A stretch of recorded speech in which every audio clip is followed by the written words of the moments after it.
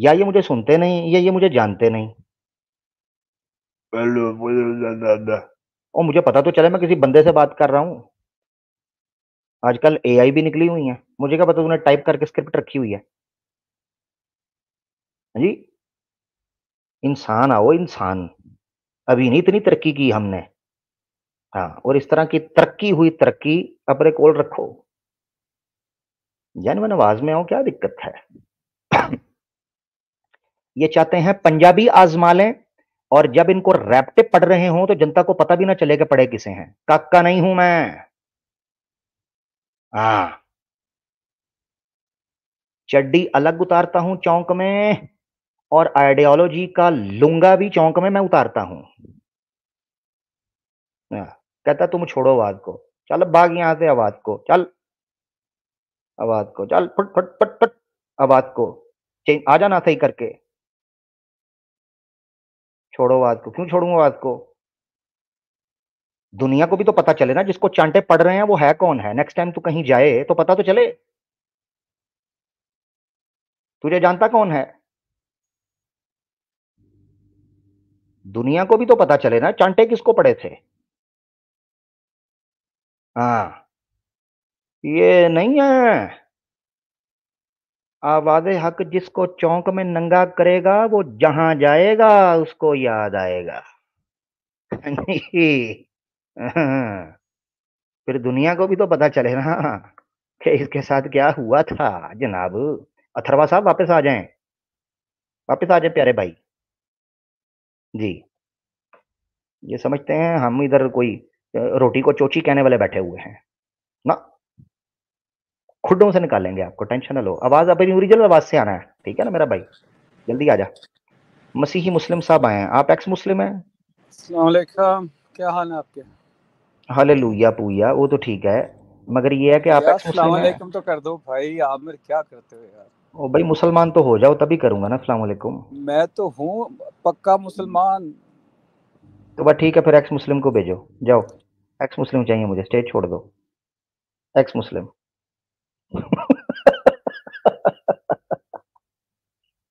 मैंने कहा है, convince me to become ex Muslim is a totally different जो है ना एनवायरमेंट।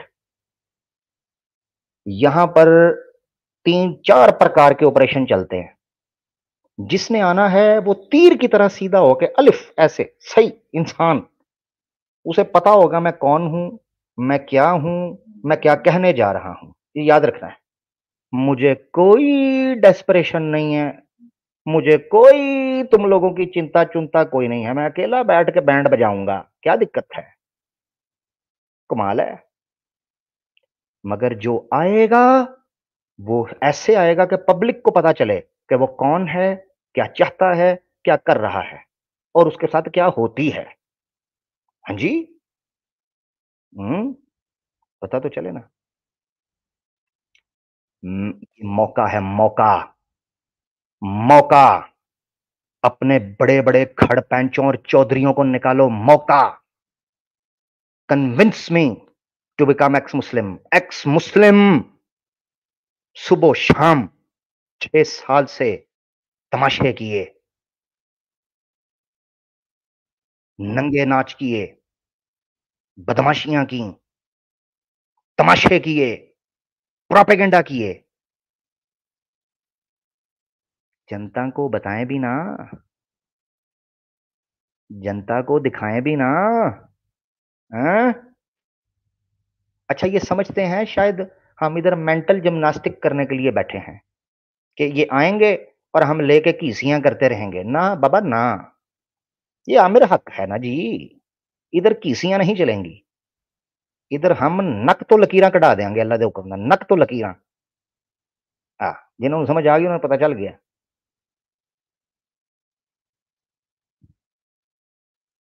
अच्छा, टाइटल देखते हैं, convince me to become ex Muslim, तो इनके अंदर ना जोश आए, मजा मजा मजा।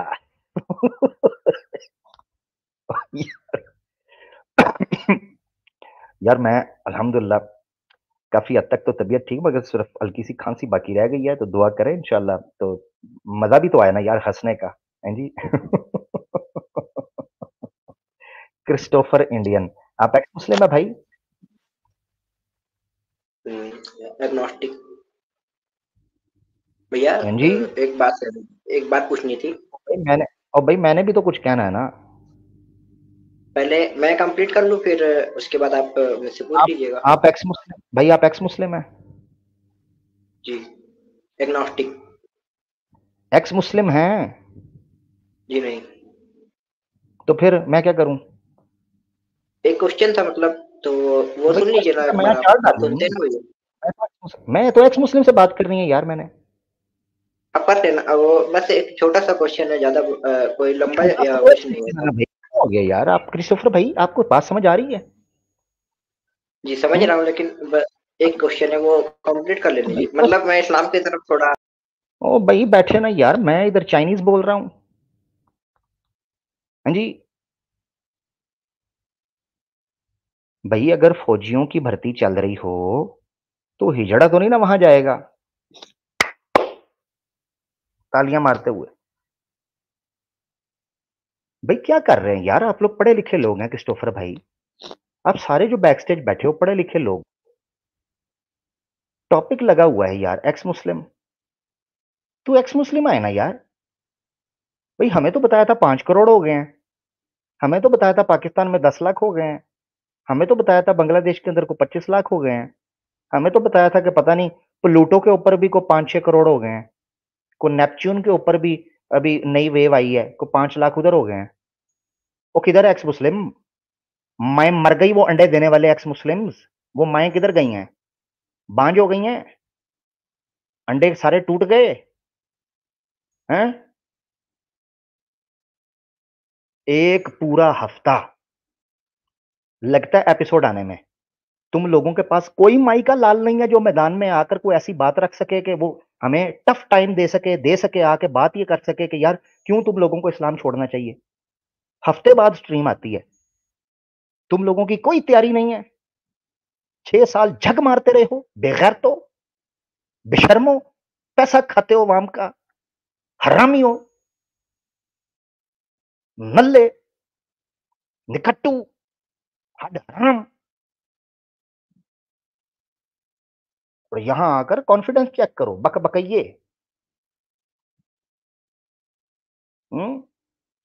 तो पहले तो मैं निकालूंगा ना खुडों से बाहर आपको, जो छुप के बैठे हो सारे ग्रुपों के अंदर।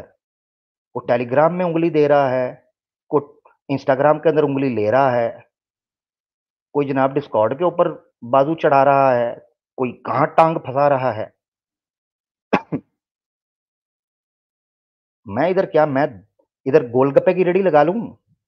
मैं क्या करूं भाई? मुझे एक्स मुस्लिम चाहिए, सीधी सी बात है। हाँ हाँ, मुझे नहीं पता, हाँ सीधी बात है, चलो मुझे नहीं पता। हाँ मुझे नहीं पता भाई, कहीं से भी प्रोड्यूस करो, जाओ लेके आओ।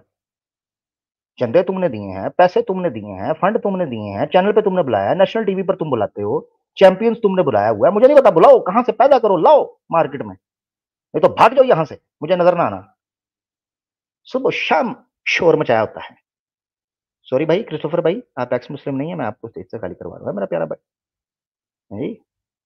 अथर्वा सिंह आए हैं, आप एक्स मुस्लिम है भाई?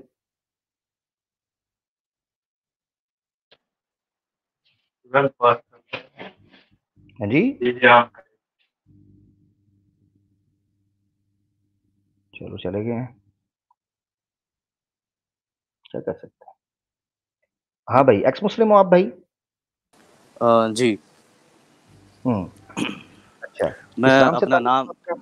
जी जी इस्लाम से ताल्लुक़ था। मैं अपना नेम डिस्क्लोज़ नहीं करना चाहूँगा। ठीक है, नो प्रॉब्लम, कोई ऐसा मसला नहीं है। क्या एज है आपकी? मेरी एज 25। 25 होगी। इस्लाम कब छोड़ा आपने? इस्लाम छोड़े हुए लगभग आधा साल, 6 महीने हो चुके हैं। 6 महीने हो चुके हैं, ठीक है। प्रैक्टिसिंग मुस्लिम थे आप? जी। ठीक हो गया। नमाजें वगैरह सारा कुछ पढ़ते थे? जी, बिल्कुल। ठीक हो गया। सिंपल सवाल आपसे पूछ लेता हूँ, ज़्यादा नहीं, ठीक है? बोलिए। पक्की बात है, बता देंगे? जी, जी। अच्छा, नमाजें कितनी पढ़ते थे आप? बेसिक बेसिक पूछ लेते हैं। सिर्फ़ फ़र्ज़ पढ़ा करता था। सिर्फ फ़र्ज़, ठीक है। जी। कौन से वाले फ़र्ज़? जो भी फ़र्ज़ होते हैं सुन्नत मौक़िदा या इन सबको हटा के, नफ़िल को हटा के सिर्फ़ फ़र्ज़। ठीक है, यानी फ़जर के आप 4 फ़र्ज़ पढ़ 2 लिया करते थे। नहीं 2 फ़र्ज़। 2 पढ़ते थे, ज़ोहर के 4 और मगरिब के 3 और असर के 4 और फ़जर के? 2 ठीक हो गया। दुआए कुनूत सुना दें मुझे ज़रा। दुआए कुनूत याद नहीं थी सर, जितनी याद हो उतनी सुना सकता हूँ। कुछ थोड़ी और चलें पूछ सुना सकते हैं। दुआए कुनूत सुना बिस्मिल दें, थोड़ी-सी हल्की सी जितनी याद जी। है उतनी सुना दें। अ, अल्लाहुम्मा इन्ना नस्तईनुका व नस्तगफिरुका व नूमिनु बिका व नतवक्कलु अलैका व नुस्नी अलैकल खैर व नशकुरुका व ठीक, नग़फ़िरुका व नख़लउ व नतरुकु मन यफ़जरुका अल्लाहुम्मा इय्याका नअबुदु। इसके आगे की याद नहीं। ज़बरदस्त, ठीक हो गया। अत्तहियात सुना दें। अत्तहियातु लिल्लाहि वस्सलावातु वत्तय्यिबात अस्सलामु अलैका अय्युहन नबी व रहमतुल्लाहि व बरकातुहु वस्सलामु अलैना व इला इबादिल्लाहिस सालिहीन। ठीक है। चलें छोटी-मोटी गलती तो चल जाती है। ठीक हो गया, ज़बरदस्त हो गया। आपका नाम जी, डिस्क्लोज़ नहीं करेंगे और आपकी एज है 25 और 6 महीने हो गए हैं, आपने इस्लाम छोड़ दिया, ठीक है? जी सर, अभी आपसे सिर्फ़ एक आखिरी सवाल है, उसके बाद मैं चाहूँगा कि आप खुलकर जो बात बिल्कुल, करना चाहें करें। अच्छा, बिल्कुल, मुझे ये बताएँ कुरान ट्रांसलेशन के साथ पढ़ा हुआ है आपने?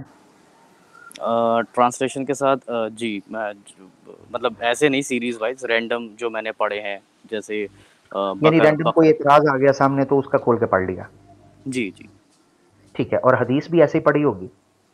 हदीसों का मुझे इल्म नहीं था, जब मुझे कोई कन्फ्यूज़न होती थी या कोई बताता था कि भई ये तुम्हारे में ये लिखा हुआ है इस हदीस में, तब स्पेसिफ़िकली उस हदीस को वेरीफ़ाई करा है, वरना कभी हदीस ऐसे नहीं पढ़ी।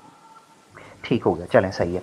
अच्छा, अब आपने सुन लेना, कोई जी। एक ऐसा पॉइंट रखना है जिस पे आपको लगता है कि इस्लाम को छोड़ देना चाहिए, मुझे, इस्लाम को छोड़ देना चाहिए, ठीक है? आमिर भाई मैं ये तो नहीं बता पाऊँगा आप कैसे छोड़ सकते हैं, बस मैं ये बताना चाहता हूँ मैंने क्यों छोड़ा, हो सकता है आपका भी सेम रीज़न नहीं, मिल नहीं, जाए वो। नहीं, नहीं, ये नहीं। ये पिछला ठीक, सीज़न भी देखेंगे, बहुत लोग आए थे, उन्होंने आकर बताने की कोशिश की, मैं अपनी स्टोरी सुनाता हूँ, स्टोरी नहीं चलेगी यहाँ। ठीक है। एतराज़ रखें जिसमें आपको हुँ, लगता है कि सबसे पावरफुल ऑब्जेक्शन है आपकी नज़र में, सबसे पावरफुल, जी, ठीक है? जी। वो रखना है आप। जी। जब हर चीज़ लिखी हुई है और हुँ, खुदा की मर्ज़ी से होती है और खुदा ने हमारे ऊपर ज़िम्मेदारियाँ भी डाली हैं और हमें वो ज़िम्मेदारियाँ पूरी करनी हैं। बतौर इसके कि हम नहीं कर पा रहे हैं, तो खुदा ने उसके लिए हमें डर भी सुनाया है और हर चीज़ मतलब ऑलरेडी लिखी हुई है, तो उसमें फिर हमारा फ़ॉल्ट कहाँ आ रहा है? क्यों हमें हुँ। जहन्नम में डाला जाएगा? और ये सब चीज़ें। चलें, ये सबसे मिसाल के तौर पे पावरफुल है। हाँ, मैं बताता हूँ चलें मिसाल के कर लें तौर पे, मुकम्मल। मेरे ऊपर दावत फ़र्ज़ थी और दावत करने देने का तरीका या तो घर-घर जाके बजाओ और लोगों को दावत दो। और अगर सामने वाला आपसे हैसियत में ऊँचा है, बताओ किसी भी चीज़ के, तो वो आपकी बात क्यों सुनेगा?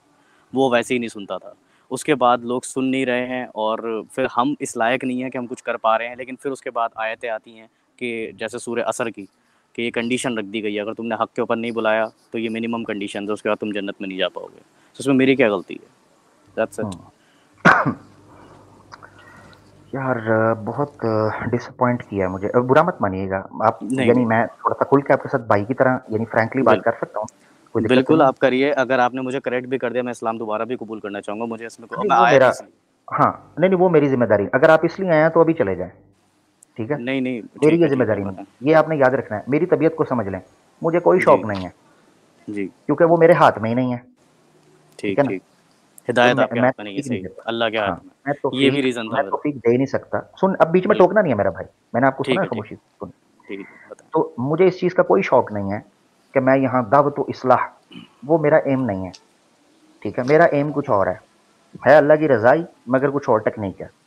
तो एक तो ये है कि ये मेरे ना हाथ में है, ना मैं कुछ इस तरफ ज़्यादा ध्यान देता हूँ, ठीक है? हाँ, अलबत्ता कोई अपने शौक से इस्लाम कबूल करना चाहता है, वो शौक से करे, वो उसका अपना है। हमारा कोई नहीं है कि हम धर्म पर चलो जी आ जाओ, तुम भी आ जाओ, तुम भी। जो पहले हैं उनकी हालत देख लो, उन्होंने क्या कर लिया है, ठीक है ना? तो इसलिए सही। मुझे ये कोई शौक नहीं है, तुम भी आ जाओ, तुम भी आ जाओ, तुम भी आ जाओ और जो पहले हैं उनकी हालत पतली है। तो इसलिए सही। मैं फ़िक्र करता हूँ जो हो चुके हैं उनकी बेहतरी के लिए कुछ काम किया जाए, ठीक है? फिर खुद ब खुद ऑटोमैटिकली लोग आएँगे। ख़ैर ये तो एक अलग मसला हो गया। अब आपने चूँकि मुझे कहा मैं बात कर सकता हूँ अच्छे से, तो मेरे प्यारे भाई मैं बड़ा डिसअपॉइंट हुआ हूँ। जी, मैंने आपको कहा था कि सबसे पावरफुल ऑब्जेक्शन रखना है। जी आपने वो बात रखी है कि जिसको 85 बार डिस्कस किया गया है, और अब तो ये इतना बोरिंग हो चुका है कि अगर इसके ऊपर मैं बात करूंगा तो मुझे खुद भी लगता है कि ये टाइम वेस्ट अपना भी, पब्लिक का भी, क्योंकि रिकॉर्डेड वीडियोस मौजूद हैं। अगर हम आज से 500-600 साल पहले बार बार ये सवाल करते तो चलो बात समझ भी आती। अब रिकॉर्डिंग इतने इसके ऊपर जवाबात मौजूद हैं, हमारे क्लिप्स मौजूद हैं, पहली चीजें। अब मिसाल के तौर पर आपको 2-3 पॉइंट्स पकड़ता हूं मैं ना समझाने के लिए कि क्या मुझे लगा ये वीक आर्गुमेंट। जी। हर चीज लिखी हुई है, इससे आपकी अंडरस्टैंडिंग क्या है? जो अल्लाह की मर्जी है वही होना है। नहीं, इसकी जो दलील दे दें एक कि वो। हदीस जी जी, हाँ एक हदीस है जी। बुखारी की कि अल्लाह ने कहा कि अल्लाह ने पहले कलम बनाया और कलम से हम्म, कहा कि लिखो जो कुछ हो चुका है और जो कुछ होने वाला है। उसके हाँ, बाद ये पूरी कायनात वजूद में आई, फिर उसका हम तो बहुत बाद में आए हैं। तो जब मेरी रुक जाए रुक जाए किस्मत। रुक जाए यहीं, जी रुक जाए। जी आपने हदीस पूरी पेश कर दी। अभी तो मेरी टेक्निक ही है, मगर आप पे मैं हाथ हल्का रख रहा हूँ क्योंकि बड़ी मुश्किल से कोई बंदा आया, ठीक जी है ना, जो कह रहा है कि मैं, मुझे नहीं पता अब आप जेन्युइन है कि नहीं या सिर्फ बात करने आए हैं, मगर कोई बात नहीं, जी हम आपकी बात मानकर चल रहे हैं। तो ये है कि जो हदीस आपने पेश किया, आपका क्लेम ये था कि वो लिखा है जो अल्लाह की मर्जी है, जो अल्लाह जी चाहता है हो, वो लिखा हुआ है। जी। उस हदीस के अंदर तो ये भी नहीं है जो आपने पेश किया। उसमें ये है ना सर कि जो होने वाला है क्या है? वो ऑर्डर ही तो दे रहा है अल्लाह। नहीं ना, ओहो बहुत अच्छे। जी। उसने ये कब कहा है कि जो मेरी मर्जी है वो लिख, या जो मैं कह रहा हूँ वो लिख? ये कहा है हदीस के अंदर, ये लिखा है। नहीं, हदीस में तो ये अल्फाज नहीं है। हाँ तो बस, तो समझें इसका मतलब है, पता है क्या होता है यहाँ पर? होता ये है, हमारी मिसअंडरस्टैंडिंग हमें किसी चीज से जाहिल, इग्नोरेंट रखती है। उसकी वजह से हम शायद इन्फ्लुएंस होकर समझते हैं कि शायद ये प्रोसेस है।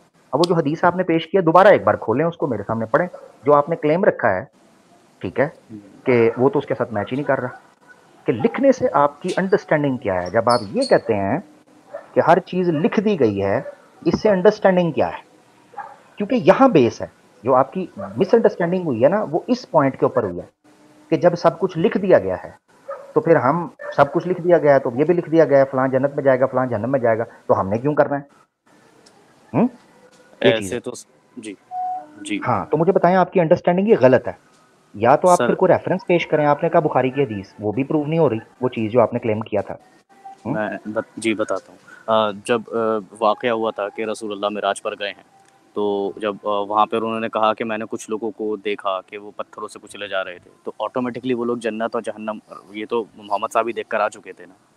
तो उन्होंने आके बताया कि जैसे औरतों की तादाद जहन्नम में या जन्नत दोनों में, उन्होंने बताया कि सब में ज़्यादा है। तो ये चीज़ ऑलरेडी फिक्स है, उसको आप 1000 में से 99, 999 जहन्नमी, एक जन्नती, तो वो कैसे आप और मैं फिर डिफेंड कर सकते हैं? हो, इसका मतलब है, ये देखिए फिर आप अगले स्टेप पे जा रहे हैं। जी पहला जी स्टेप है कि आपका ये मानना कि अल्लाह ने जबरन जो लिखा है वही होगा। इस चीज को आपने प्रूव करना है। आप अपना पहला पॉइंट ना मिस करें। देखें यहां तक हम एग्री हैं जी। कि अल्लाह ताला के दो चीजों में फर्क समझना। एक है अल्लाह ताला का नॉलेज, अल्लाह ताला का इल्म, ठीक है, ठीक है। ठीक कि अल्लाह ताला आलिमुल गैब है, जी जाहिर और बातिन को जानने वाला है, फ्यूचर जी में जो कुछ होने वाला है उसको जानने वाला है। ये जानना जी और चीज है, और इसी तरीके से किसी चीज का बिल जबर डंडे के तौर पर करवाना, ये और चीज है। तो आपकी जो मिसअंडरस्टैंडिंग है ना एक्स मुस्लिम भाई, वो मिसअंडरस्टैंडिंग ये समझ आ रही है, जो मुझे बात समझ आई है, कि आप ये समझ रहे हैं कि लिखे हुए होने से मुराद ये है कि अल्लाह ने एक चीज को फिक्स करके लिख दिया, अब इससे हटकर कुछ नहीं हो सकता। ये है अलग अंडरस्टैंडिंग, इसकी कोई दलील नहीं है, ठीक है। वेयर ठीक। एज जो होना जी। था, जो होना हम्म था, जो अल्लाह के नॉलेज हम्म में था कि ऐसे ऐसे हम्म होगा। जैसे हम्म मिसाल के तौर पर, इसकी आसान चीज़ों के अंदर आप ये समझे, बहुत बार इसकी मिसाल, इसलिए मैं कह रहा हूँ ना, ये मेरे लिए बोरिंग इसलिए है कि काफ़ी बार इस पर बात हो चुकी हुई है, मगर चलें आपके थ्रू, अगर किसी को नहीं याद रहा तो बात दोबारा हो जाएगी। आपने देखा होगा कुछ एक्सपर्ट्स होते हैं, वो अपनी प्रोडिक्शंस देते हैं कुछ इंसिडेंट्स के जी बारे में ना, प्रोडिक्शंस, और जी उनकी जी। प्रोडिक्शंस ठीक होती हैं। वो प्रोडिक्शंस ठीक इसलिए जाती है। ठीक होती हैं कि उनकी कैलकुलेशंस स्ट्रांग होती हैं, उनका एक्सपीरियंस होता है, पास्ट ऑब्जर्वेशंस होती हैं, ठीक है ना, तो इसलिए जी। उनके लिए चीज़ें होती हैं।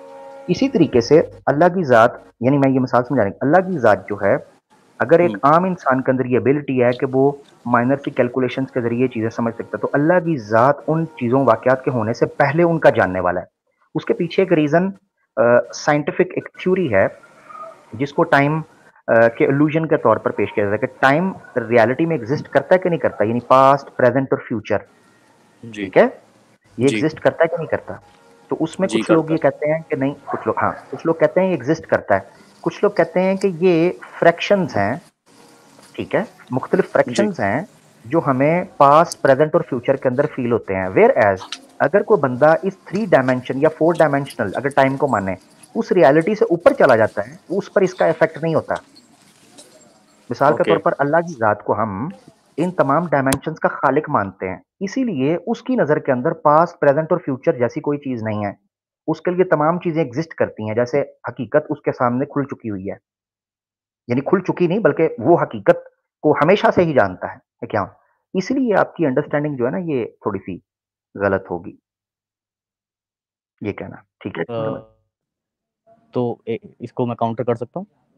हाँ, हाँ, बिल्कुल, बिल्कुल। अ, एक बात बताएं फिर, जब मुझे पैदा करा ऊपर वाले ने और वो चाहता है कि वो आदम की औलाद को अशरफुल मखलूक़ात बनाया है, वो चाहता है कि हम सब हमारी भलाई चाहता ये है, देखें फिर तो हम गलत, ये देखें ये फिर गलत। ये मैं क्यों रोकना पड़ रहा है?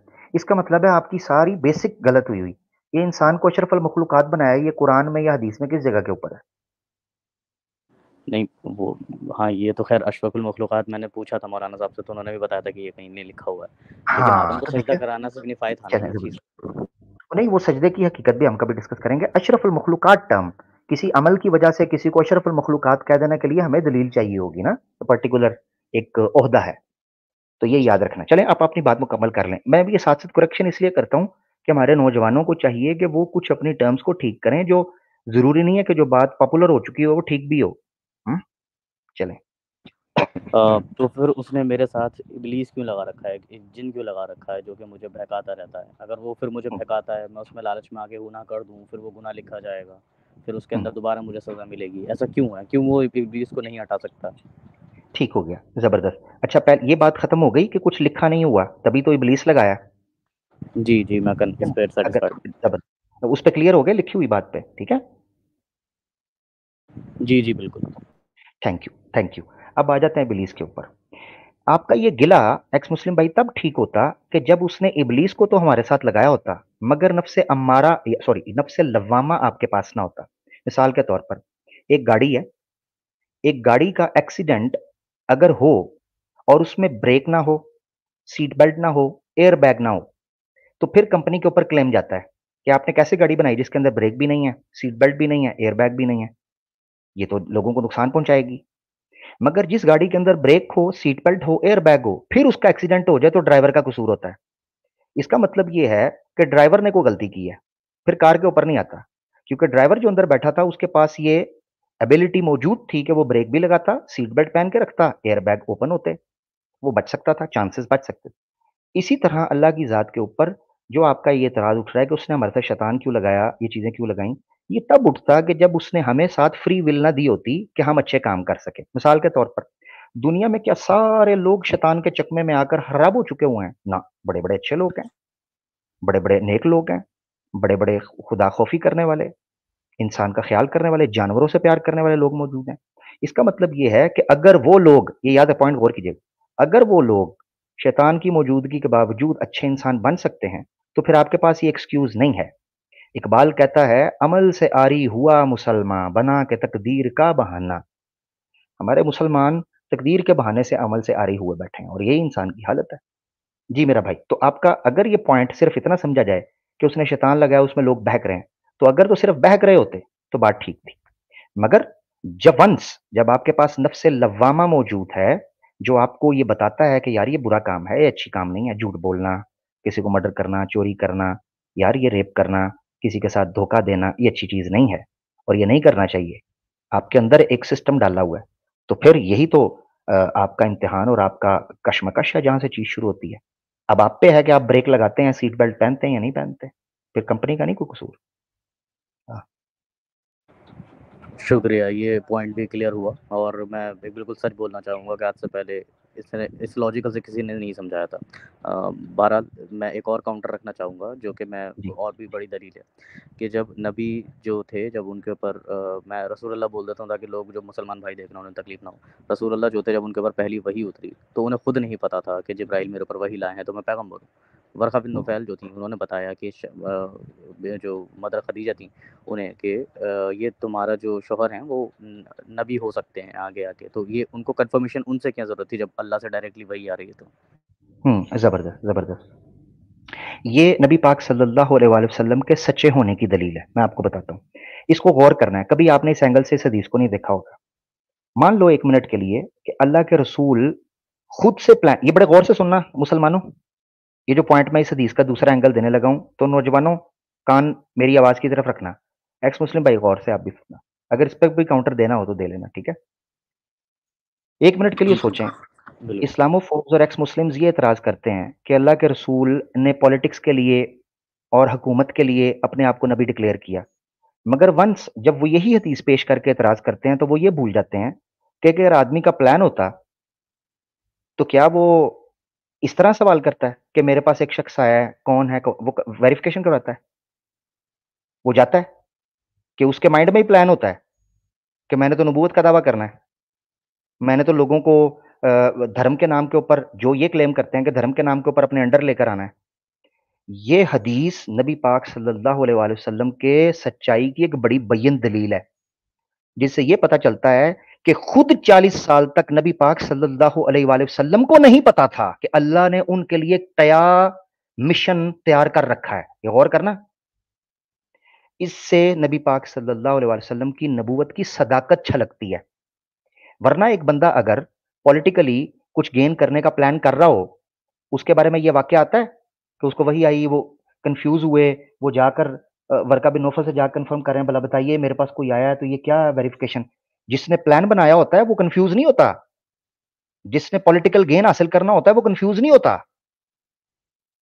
इसका मतलब यह है कि नबी पाक सल्लल्लाहु अलैहि वसल्लम को जब तक वही नबूवत का आगाज नहीं हुआ, अल्लाह के रसूल पाक सल्लल्लाहु अलैहि वसल्लम को इल्म ही नहीं था कि आपको कितने बड़े मिशन से सरफराज किया जा रहा है। इससे कई हमारे मुसलमानों की कुछ गलत फहमियां भी दूर हो जाएंगी। Point number 1। दूसरा आ जाते हैं कंफर्मेशन के ऊपर। देखें, खुद कुरान के अंदर एक मिजाज दिया हुआ है। खुद कुरान के अंदर वो ये चीज है कि अगर किसी चीज के बारे में, खुद अल्लाह के रसूल पाक सल्लल्लाहु अलैहि वसल्लम को बयान फरमाया, अगर किसी चीज के बारे में आपको शक और शुबा है कि आपको ये लग क्योंकि इंसान होता है, इस पॉइंट को मैंने काफी स्ट्रीम्स, मेरे ख्याल से साल 1.5 साल पहले भी इस पॉइंट को एक्सप्लेन किया था। हमारा क्लेम नबी पाक सल्लल्लाहु अलैहि वसल्लम के बारे में ना फरिश्ता होने का है, ना कोई गैर इंसानी मखलूक होने का है। हमारा क्लेम नबी पाक सल्लल्लाहु अलैहि वसल्लम के बारे में इंसान बशर होने का है। इंसान और बशर के कुछ सर्टेन जज्बात होते हैं, उसके एक्सपीरियंस होते हैं। उसमें नबी पाक सल्लल्लाहु अलैहि वसल्लम को जब सबसे पहले ये इंटरेक्शन हुआ, आपके लिए ऑल द वे एक न्यू एक्सपीरियंस था। इससे पहले कभी आपके साथ ये चीज नहीं हुई थी। जब आपको ये एक्सपीरियंस हुआ, तो आपने ये जानने की कोशिश की कि जो मुझे फील हुआ है, ये क्या मुझे फील हुआ है या इसकी कोई हकीकत भी है। अब मिसाल के तौर पर नबी पाक सल्लल्लाहु अलैहि वसल्लम से पहले अंबिया हो गुजरे थे। अब उनके बारे में जो नॉलेज था वो करप्ट हो चुका हुआ था, फैब्रिकेटेड था, ओरिजिनल रेफरेंस यानी ओरिजिनल इंफॉर्मेशन नहीं मौजूद थी। वर्का बिन नौफल के बारे में ये था कि वो पिछले अंबिया के बारे में या उनके एक्सपीरियंसेस के बारे में जानकारी रखते थे। इससे भी ये चीज पता चलती है कि नबी पाक सल्लल्लाहु अलैहि वसल्लम ने अगर पिछले अंबिया के बारे में पहले से इंफॉर्मेशन गेन की होती या पहले से उनके बारे में जानकारी रखते होते, तो फिर आपके लिए किसी के पास जाने की जरूरत नहीं थी। यानी आपके पास पहले से प्लान होता कि फलां नबी ने ये किया था मैं ऐसे कर लूं, फलां नबी ने ये किया था मैं ऐसे कर लूं। ऐसा भी नहीं। तो अल्लाह के नबी पाक सल्लल्लाहु अलैहि वसल्लम वर्का बिन नौफल के पास गए और जाकर कहा, मेरा ये एक्सपीरियंस है, इस बारे में आप क्या कहते हैं। तो वर्का बिन नौफल ने कहा कि जो डिटेल्स तुम दे रहे हो, यही डिटेल मूसा के बारे में हमें मिलती है तौरात के अंदर। मूसा के बारे में अलैहिस्सलातु वस्सलाम कि जो मूसा पर नाजिल हुआ था, ये जो फरिश्ता मूसा पर आया था, वही तुम्हारे पास आया जो डिस्क्रिप्शन तुमने दी है। इससे एक चीज पता चलती है कि नबी पाक सल्लल्लाहु अलैहि वसल्लम ने अपने एक्सपीरियंस को या अपनी ऑब्जर्वेशन की तस्दीक अंबिया के मनहज पर की या अंबिया के तरीक पर अपने तस्दीक की। ये बड़ी जरूरी है जिस पॉइंट को समझना। तो मेरे ख्याल से इस पॉइंट के अंदर कोई ऐसी कबाहत नहीं है। अलबत्ता ये जरूर याद रखना चाहिए कि नबी पाक सल्लल्लाहु अलैहि वसल्लम ने खुद कुरान के अंदर बाज़ मकामात के ऊपर ये इशारा आपको मिलता है, सूरह यूनुस के अंदर भी मिलता है कि नबी पाक सल्लल्लाहु अलैहि वसल्लम को कहा कि अगर आप किसी शक में मुब्तला हैं, तो अहले किताब से पूछ लें। एक भी वाक़या नहीं है, एक भी वाक़या कि अल्लाह के रसूल पाक सल्लल्लाहु अलैहि वसल्लम ने वक़्त के अहले किताब से पूछा हो कि मुझे ये बता दें या ये बता दें। एक भी वाक़या नहीं आपको मिलता। पता है किस बात की दलील है? इस बात